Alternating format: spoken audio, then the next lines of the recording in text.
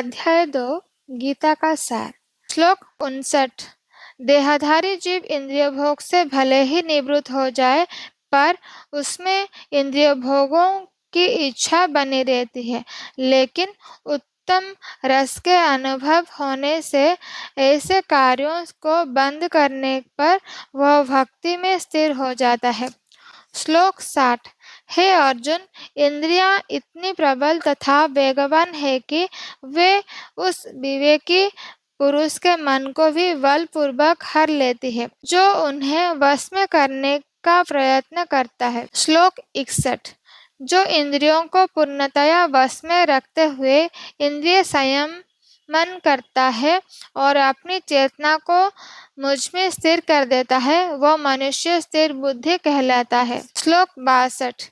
इंद्रिया विषयों का चिंतन करते हुए मनुष्य की उनमें आसक्ति उत्पन्न हो जाती है और ऐसे आसक्ति को काम उत्पन्न होता है। ऐसी आसक्ति से काम उत्पन्न होता है और फिर काम से क्रोध प्रकट होता है। श्लोक 63।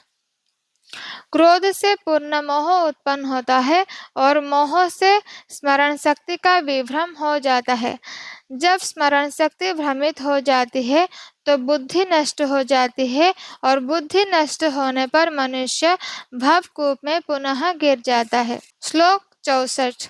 किंतु समस्त राग तथा द्वेष से मुक्त एवं अपनी इंद्रियों को संयम द्वारा वश में करने में समर्थ व्यक्ति भगवान की पूर्ण कृपा प्राप्त कर सकता है। श्लोक 65। इस प्रकार के कृष्ण भावनामृत में तुष्ट व्यक्ति के लिए संसार के तीनों ताप नष्ट हो जाते हैं और ऐसी तुष्ट चेतना होने पर उनकी बुद्धि शीघ्र ही स्थिर हो जाते हैं। श्लोक 66।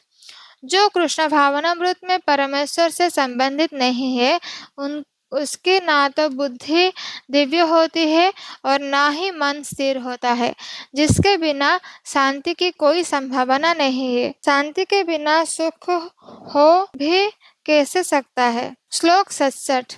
जिस प्रकार पानी में तैरती नाव को प्रचंड वायु बहा ले जाती है, उसी प्रकार विचरणशील इंद्रियों में से कोई एक जिस पर मन निरंतर लगा रहता है, मनुष्य की बुद्धि को हर लेती है। श्लोक 68। अतः हे महाबाहो, जिस पुरुष की इंद्रियां अपने अपने विषयों से सब प्रकार से विरत होकर उसके वश में है, उसी की बुद्धि निसंदेह स्थिर है। श्लोक 69। जो सब जीवों के लिए रात्रि है, वह आत्मसंयमी के जागने का समय है, और जो समस्त जीवों के जागने का समय है, वह आत्मनिरीक्षक मुनि के लिए रात्रि है।